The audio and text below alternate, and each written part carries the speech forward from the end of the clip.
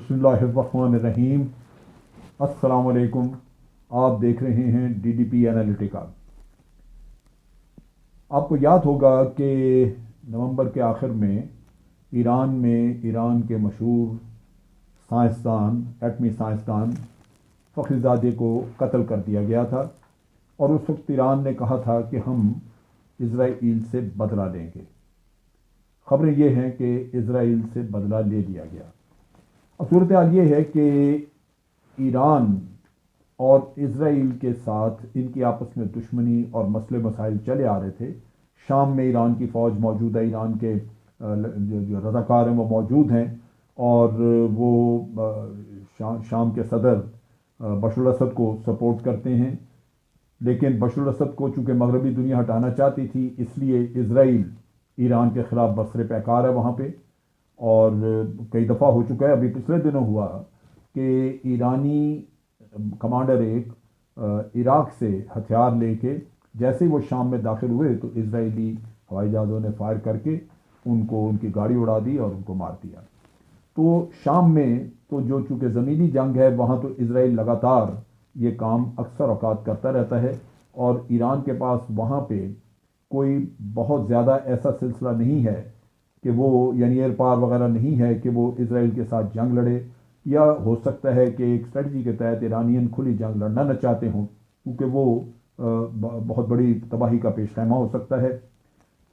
اس کے علاوہ اب آپ دیکھیے کہ اسرائیل جو ہے وہ ایران کے گرد ایک گھیرا ڈال رہا تھا۔ وہ یو اے ای میں آ گئے، بحرین میں چلے گئے، اسی طرح عمان میں، اور اب سعودی عربیہ میں پہنچ جمانے کی کوشش کر رہے ہیں۔ تو یہ ایک ایسا قصہ بن گیا جہاں ایران دیکھ رہا ہے کہ اس کو گھیرا جا رہا ہے۔ اب اسرائیل نے جب یہ فخری زادے کو مارا تو پوری دنیا حیران تھی، کیونکہ یہ ایک بڑا ہائیلی ٹیکنیکل قسم کا کام کیا، جہاں پہ کہ کہا جاتا ہے کہ سیٹلائٹ سے کنٹرول آٹومیٹک مشین گنز کے ذریعے فائر کیا گیا، اور زمین پہ اگر کوئی لوگ موجود تھے جنہوں نے کہ یہ سارا ارینجمنٹ زمین پہ طے کیا، تو وہ کہاں گئے؟ وہ کوئی بھی کہیں نظر نہیں آتا، وہ لوگ غائب ہو گئے، ایران نہیں پکڑ سکا۔ اب ایران نے جب بدلہ لیا تو ایران نے یہی کیا کہ تل ابیب جو کہ اسرائیل کا اپنا دارالحکومت ہے، وہاں پہ 3 دسمبر کو ایک حملہ کیا، جس کی اسرائیل نے باہر خبر نہیں دی، اس کا دبا لیا، کیونکہ اسرائیل میں لازماً ایک تو سراسیمگی پھیلی ہوگی، پریشانی ہوگی، دوسری طرف بہت بڑی ہزیمت، کیونکہ اسرائیل تو امریکہ کا سہارا لے کے دنیا میں دندناتا پھر رہا تھا، اور ایسی اس نے کاروائیاں کیں جو اس کی پکڑ ہی نہیں۔ تو ان چیزوں کی وجہ سے وہ ان کے لیے بھی ایک خاصا شرمندگی کا باعث تھی یہ چیز، کہ اگر یہ واقعہ ہوا ہے تو ان کو دبانا چاہیے اپنی عزت کے لیے۔ لہٰذا وہاں پہ ان کے جو موساد، جو ان کے انٹیلیجنس کا ادارہ ہے بہت بڑا، اس کا جو آپریشنل چیف ہے، اس کا نام تھا فہمی حناوی۔ فہمی حناوی کو وہاں پہ مار دیا گیا۔ اب فہمی حناوی بھی کچھ اسی طرح کے ٹیکنیکل اٹیک میں مارا گیا ہے، جہاں زمین پہ قاتل پکڑے نہیں جا سکے، قاتل کا کوئی پتہ نہیں۔ ان کا یہی کہا جاتا ہے کہ جناب وہ ہوا میں تحلیل ہو گئے، کدھر چلے گئے کوئی کسی کو خبر نہیں۔ اب یہ ہے کہ اس کا جو اندازہ کچھ انڈیا مل رہا ہے وہ یہ ہے کہ حزب اللہ نے، جو کہ لبنان میں اسرائیل کے بالکل ساتھ موجود ہے، حزب اللہ نے یہ حملے کا انتظام کیا۔ اب دیکھنے کی بات یہ ہے کہ اتنا ہائیلی ٹیکنیکل اٹیک کیا حزب اللہ کر سکتا ہے؟ حزب اللہ کے پاس یہ ٹیکنالوجی، یہ چیزیں موجود ہیں۔ کہا جاتا ہے کہ حزب اللہ نے جو انڈیکیشن دی ہے وہ یہ کہتے ہیں کہ ان کا ڈرون تھا ہوا میں، اور ڈرون کے ذریعے انہوں نے مختلف ٹارگٹ سلیکٹ کیے۔ ان میں سے جب یہ ٹارگٹ انہوں نے جو سلیکٹ کیا تو اس کے لیے پھر وہ ویپن کا انتظام کیا گیا، اور اس کو پھر ایک ریڈ لائٹ جہاں پہ ایک ٹریفک سگنل تھا، وہاں پہ جب گاڑی رکی تو 15 گولیاں اس کے اوپر فائر کی گئیں اور وہی مار دیا گیا۔ اسرائیل نے اس کی تفصیل کوئی نہیں بتائی۔ کہا جاتا ہے کہ اس کے ساتھ کچھ اور بھی لوگ مارے گئے ہیں، لیکن خبر باہر صرف ایک کی نکلی، اور وہ بھی سرکاری طور پہ نہیں۔ اب چیز یہ ہے کہ یہ 3 دسمبر کو واقعہ ہوا، آج 8 تھی، اور آپ نے دیکھا کہ 8-9 تاریخ تک کوئی بھی سرکاری ریئیکشن کسی طرف سے نہیں آیا۔ لیکن لازمی بات ہے کہ اسرائیل کو تو ایک سوچ لگ گئی ہوگی کہ ایران اگر یہ کچھ کر سکتا ہے تو اس کا مطلب یہ ہے کہ یہ ان کی اسٹریٹجی کہ ایرانی سائنسدانوں کو مار دیا جائے، فلاں کو مار دیا جائے، یہ کوئی اتنا آسان کام نہیں، کیونکہ ایران مختلف وقتوں میں مختلف قسم کی چیزیں کرے گا۔ اب یہ ہے کہ انہوں نے اپنے سائنسدان کا بدلہ لے لیا۔ یہ وقتی طور پہ ایک بڑا حیران کن سا کام ہوا، خیال نہیں تھا کہ ایران اتنی جلدی بدلہ چکا دے گا، لیکن یہ بدلہ چکا دیا۔ اب اس میں سوچنے کی بات یہ ہے کہ ایک تو یہ بڑا جرأت مندانہ قدم، دوسری بات یہ کہ یہ ہائیلی ٹیکنیکل ایک ایکشن کیا، اس کا مطلب ہے ٹیکنالوجی اور اس کی ایکسپرٹیز موجود ہے۔ پھر یہ ہے کہ ایران کے پاس میزائل پہلے ہی موجود ہیں، وہ ہمیں پتہ ہے کہ میزائل وقتاً فوقتاً وہ سعودی عربیہ کی ریفائنریز پہ فائر ہوتے رہے ہیں یمن سے، اور یمن کو ایران ہی دیتا رہا ہے، اور بڑے ٹیکنیکل وہاں پہ بھی انہوں نے بڑے زبردست حملے کیے، جس کی وجہ سے سعودیز کا کافی نقصان ہوا۔ تو ان حالات میں آگے خطرات کیا ہیں؟ دونوں طرف دیکھنا ہوگا کہ ایران کے پاس آپشنز کیا ہیں، اسرائیل کے پاس آپشنز کیا ہیں، اور دونوں کے لیے آگے کیا نتائج ہو سکتے ہیں۔ اب صورتحال یہ ہے کہ ایران کے پاس حزب اللہ کی شکل میں لبنان میں ایک پراکسی موجود ہے، اور اسرائیل کو یہ سوچنا ہوگا کہ وہ پراکسی جب تک موجود ہے وہ کوئی نہ کوئی ایکشن کرتے رہیں گے۔ اسرائیل کبھی بھی پوری طرح محفوظ نہیں رہ سکتا۔ اب کیا اسرائیل کے لیے ممکن ہے کہ وہ لبنان پہ حملہ کر کے تو ان کو حزب اللہ کے لوگوں کو پوری طرح ختم کر دے؟ یہ کام انہوں نے آگے بھی ایک دفعہ ٹرائی کر کے دیکھا تھا 80s کی دہائی میں، لیکن وہ یہ کامیاب نہ ہو سکے، اور اس میں اسرائیلیوں کو بڑا نقصان اٹھانا پڑا تھا۔ لہذا یہ شاید اب بھی وہ اس پہ اعتراض کریں، اور ویسے بھی لبنان جو ہے وہ نیچرلی ایک دوسرا ملک ہے، مگر وہاں پہ حزب اللہ بڑا مضبوط ہے، اور حزب اللہ کے پاس جو ویپنز ہیں، جو میزائلز ہیں، وہ بھی ایران کے مہیا کردہ ہیں، اور اسرائیل کو سوچنا ہوگا کہ ان کو ہاتھ ڈالا تو لازماً جو میزائل انہوں نے تیار رکھے ہوئے ہیں وہ اسرائیل پہ فائر ہوں گے۔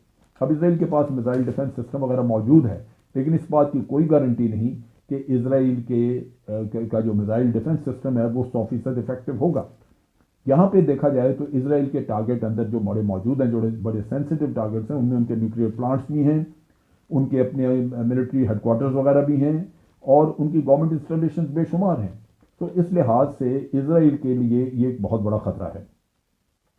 اسی طرح ایران اگر میزائل اٹیکس کا دیکھا جائے تو وہ وہاں پہ سعودی عربیہ کو تو انگیج کرتے رہے ہیں، لیکن سعودی عربیہ کو بہت بڑے پیمانے پہ انگیج کر سکتے ہیں۔ ابھی ریسنٹلی انہوں نے یو اے ای کو، یونائٹڈ عرب ایمریٹ کو، دبئی کو یہ دھمکی دی کہ اگر ایران پہ حملہ ہوا تو وہ حملہ یونائٹڈ عرب ایمریٹ پہ کریں گے، یعنی دبئی پہ کریں گے۔ اس کا مطلب یہ ہے کہ دبئی اور بحرین وغیرہ تو آلریڈی ان کے نشانے پہ ہیں۔ دیکھنے کی بات یہ ہے کہ اگر وہ یہ سب کچھ کر سکتے ہیں تو ان ملکوں کا کیا ہوگا، کیونکہ یہ تو نہ 3 میں نہ 13 میں ان کی ملٹری کیپیبلٹی تو ایسی ہے ہی نہیں، اور اسرائیل بھی ابھی وہاں پہ ان کے ساتھ ان کا اتحادی بنا ہے۔ اسرائیل کے پاس بھی وہاں پہ سارے ریسورسز ابھی موجود نہیں۔ اب ان کے پاس کیا آپشنز ہیں اسرائیل وغیرہ؟ تو میرا اپنا خیال ہے کہ اسرائیل جو ہے وہ کوشش کرے گا کہ امریکہ کو ساتھ میں لائے، اکیلا ہاتھ ڈالنے کی کوشش نہیں کرے گا، اور وقت لگے گا، کچھ آپشن سوچیں گے، کیونکہ اگر یہ کام اسی طرح چلتا رہا کہ اسرائیل نے ایران کے اندر کسی کو مروایا اور جواباً ایران نے اسرائیل کے اندر کسی کو مروا دیا، اور دونوں کے لوگ اس طرح مرتے رہے، تو یہ تو مسئلے کا حل نہیں۔ دوسری طرف یہ ہوا کہ آپ کو یاد ہوگا کہ 2015 میں ایک نیوکلیئر ایگریمنٹ ایران کے ساتھ طے کیا تھا، جس میں مغربی ملک بھی شامل تھے، چائنا، رشیا، امریکہ، فرانس، جرمنی اور برطانیہ۔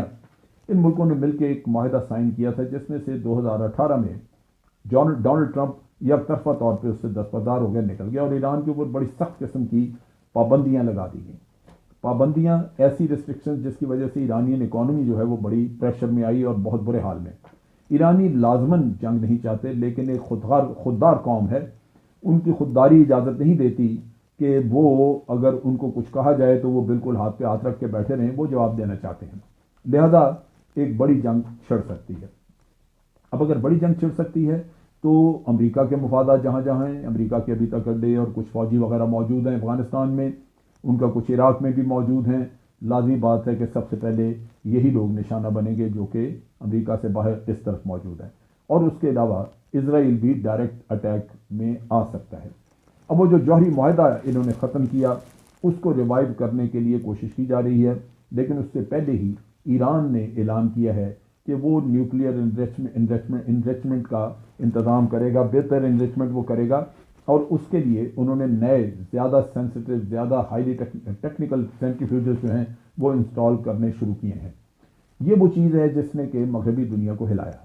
اب اس پہ بڑی تشویش کا اظہار کیا جرمنی نے، فرانس نے، اور برطانیہ نے اور ایران کو اپنے خدشے کا اظہار کیا، لیکن ایران بڑی ظلم ہے۔ ایران نے کہا کہ جب آپ نے خود معاہدہ توڑ دیا، امریکہ نے توڑا اور باقی ملکوں نے امریکہ کو کچھ بھی انفلوئنس نہیں کیا کہ وہ ہمارے اوپر وہ سینکشنز نہ لگائے، اور جب وہ رول ادا نہیں کر سکے اس کو کوئی، تو اب ایران سے پوچھنا یا ایران کو کہنا کہ آپ یہ انویسٹمنٹ کیوں کر رہے ہیں، یہ تو کوئی معنی نہیں رکھتا۔ لہذا ایران نے ان کی تشویش کو بالکل رد کر دیا۔ اب ان حالات میں ایران آزاد ہے کہ وہ اپنے نیوکلیئر ویپنز کے لیے کام کرے۔ یہاں یہ چیز بھی قابل ذکر ہے، قابل غور ہے کہ ایران کا نمبر 1 سائنسدان جو مار دیا گیا، غالباً اسرائیل کا یہی خیال تھا کہ جب اس کو مار دیں گے تو ان کا نیوکلیئر پروگرام بیٹھ جائے گا۔ تو یہ چیز بھی قوموں کو ذہن میں رکھنی چاہیے کہ کسی ایک آدمی کے چلے جانے سے قومیں پوری طرح ہتھیار نہیں ڈال دیتی، ان کے معاملات نہیں رک جاتے۔ انہوں نے اپنا انتظام کیا ہوتا ہے، انہوں نے اپنے آگے سائنسدان مزید تیار کیے ہوں گے، اور میرا اپنا اندازہ ہے کہ ایران کے پاس یہ اہلیت موجود ہے کہ آج اگر وہ مزید کام کرنا چاہیں نیوکلیئر بام بنانے کے لیے تو وہ آگے جا سکتے ہیں۔ لہذا یہ زیادہ تکلیف دہ، زیادہ خطرناک معاملہ ہوگا مغربی ممالک کے لیے، اور اس سے بہتر تھا کہ وہ جو معاہدہ پہلے انہوں نے کیا تھا اس کو چلنے دیتے۔ اگر وہ چلنے نہیں دیا گیا تو کم از کم اب جو بائیڈن جب حکومت میں آ رہے ہیں تو ان کے لیے ضروری ہے کہ اس معاہدے کو ریوائیو کریں، معاہدے کو ریوائیو کر کے ایران کے ساتھ نارملائز کریں، تعلقات کو نارملائز کریں، ان سے پابندیاں اٹھائیں تاکہ وہ مین سٹریم میں آ کے ایک معاہدے کے تحت اپنا وقت گزار سکیں، اپنے معاملات کو آگے چلا سکیں۔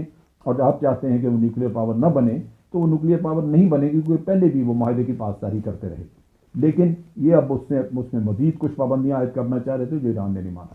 تو ان حالات میں خطرات بہت زیادہ ہیں، بڑی جنگ ہو سکتی ہے، لیکن اگر قومیں ہوش مندی کا ثبوت دیں اور معاہدے کی طرف آئیں، جو بائیڈن آگے بات چیت کی طرف جائیں اور اسرائیل کو بھی سمجھایا جائے کہ تم یہ وارداتیں اور یہ کارستانیاں بند کرو، تو ہو سکتا ہے کہ خطے میں امن آئے اور یہ معاہدہ کر لینے کے بعد ایران جوہری ہتھیاروں کی طرف نہ جائے۔ افواج پاکستان زندہ باد، پاکستان پائندہ باد۔